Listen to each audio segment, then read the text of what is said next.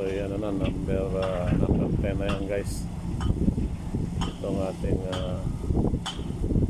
nilalagyan na yan. Ang 10 na yung ano na yan, tie rod.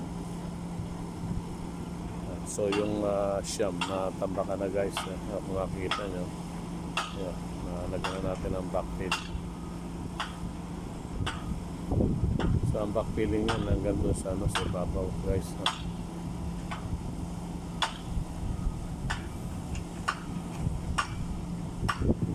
Yan, installation tie rod is still in progress.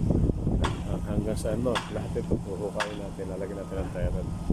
Ang interval niya guys, every 2.45 meters ang interval na lang pagitan ng bodies ng tie rod. Kaya ang ano na ito is around 500 or 740 meters ang haba nito. 740 meters guys.